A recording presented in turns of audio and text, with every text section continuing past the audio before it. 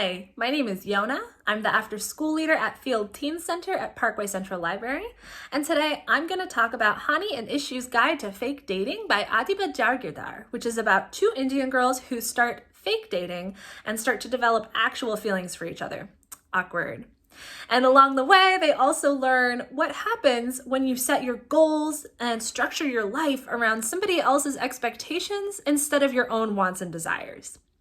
I listened to it as an audiobook on the Libby app, which I highly recommend because, like the characters, both of the narrators were also Irish Indian. So they have beautiful accents and they pronounce all of the cultural words correctly. So it was a really enjoyable listening experience and I definitely recommend you check it out. So let's go ahead and look at the official summary for the book. Everyone likes Humaira, Hani Khan. She's easygoing and one of the most popular girls at school. But when she comes out to her friends as bisexual, they invalidate her identity, saying she can't be bi if she's only dated guys. Panicked, Hani blurts out that she's in a relationship with a girl her friends absolutely hate. Ishita, Ishu, Day. Ishu is the complete opposite of Hani. She's an academic overachiever who hopes that becoming head girl will set her on the right track for college.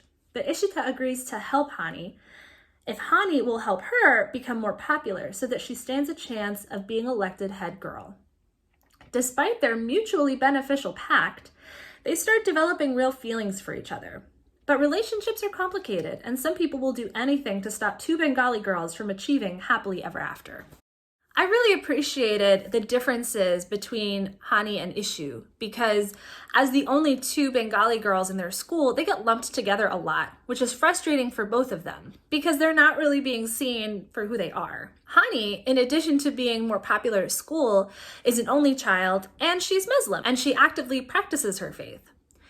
Ishu has an older sister she's rivals with. She has parents who are not Muslim but are very traditional in other ways in their expectations for her and her career and her academics. So for those reasons, Hani and Ishu kind of clash when they first start talking because their expectations for what kind of life they should have and how they should behave at school are pretty different in ways that I thought were interesting and pretty compelling. From the very beginning of the story, it's very clear who they both are and what they want. So even though fake dating somebody is definitely not a smart idea, it makes sense for both of them to want to do this thing, and we can see how they got there, which is really important for me in enjoying a story.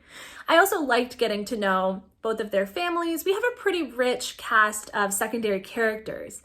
And I especially liked that through their families and their interactions with their families in particular, we also got a lot of scenes that explore Bengali culture. And because the author is both Bengali and bisexual, they're authentic portrayals. And I also liked that even though Hani and Ishu have pretty different lifestyles and religious backgrounds, there are some things that they have in common, like the ways that they are expected to treat their elders at these kind of community gatherings. And I also found both Hani and Ishu interesting and relatable. I aligned more with Ishu most of the time. Her worldview and the way she saw things made a lot of sense to me.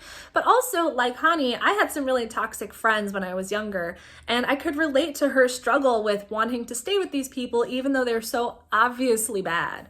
Wanting to see her get away from these friends was a lot of what motivated me through this book. I wasn't as attached to the relationship between Hani and Ishu. It just didn't quite land for me.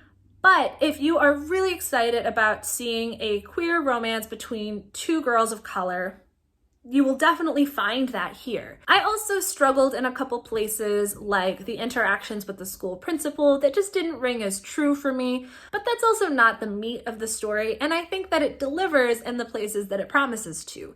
It's got a relationship between these two girls, and it really unpacks a lot of microaggressions and colorism and biphobia in ways that I thought were really relevant. And I think that the cover gives a really good idea of what this book is like in terms of its style and its tone. Overall, I would say that if you like romance stories, you should check this one out. A lot of my personal gripes with it are things that are common to the romance genre in general. So if that's your cup of tea, I don't think you'll be bothered by any of the things I had trouble with.